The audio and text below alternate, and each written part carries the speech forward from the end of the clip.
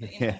it's what do for Like, me. what was the moment for you that really kind of sparked the momentum for you in terms of playing your own stuff? Was it like during grades or like kind of doing the usual sort of things? What was the moment for you that really sparked this whole different route for you? It was way after grades. So obviously, like, I started playing when I was 7. Did lessons within school. We had like big class lessons, which is a bit mad. I don't know if that still happens on the violin or not. But then I moved to lessons outside of school, did all the grades, and then sort of did A-level music and stuff like that. And then when I left for university, I didn't quite know what I wanted to do, but I knew that I wanted to go to uni, just basically, as everyone says, it was a lot of fun. So Yeah. I chose music because I was getting to get best grades and I kind of knew what I was doing playing the violin wise. Went to uni, it was still all classical. You Mm, know what I mean?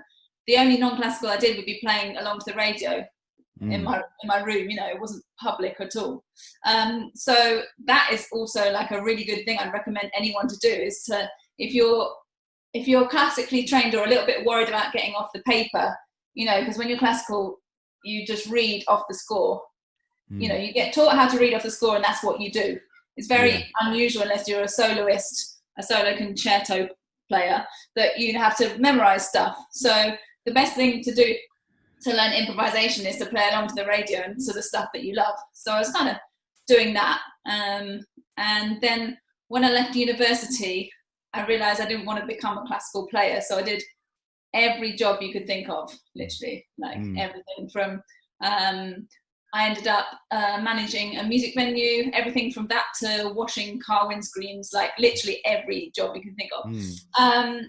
And then the odd sort of thing came through, like the SBTV string sessions that my quartet played with, the hip hop orchestra, of course, playing non-classical stuff more sort of for events abroad and things like that. And it was getting a little bit more sort of exciting. Do you know what I mean? Yeah. Like instead of playing Pachelbel's Canon for someone's wedding, someone was flying me out to Italy to play some, gospel for someone else's wedding. You Yeah, know what I that's mean? Like mad. I was just like, actually, this is what I want to do. If I could do Yeah. anything. So yeah, I after 5 years working in a music venue, I quit my sort of decently paid 9 to 5 job to go be a non-classical freelance violinist, which was a bit mad.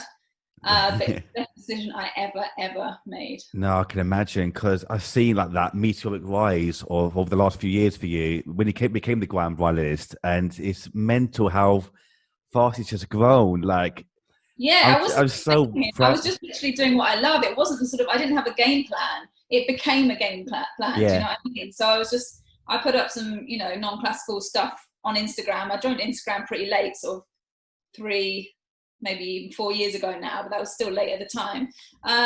Put up some stuff, and then I just put up a track of one of like playing along to one of my favorite grime tracks, and people really liked it. And I was like, oh, that's awesome, because I like doing that too. yeah. So I'm going to make a thing of that. And eventually I was like, I'm going to call myself a grime violinist. Let's just go for it. Yeah. Got myself a logo, and the rest is history.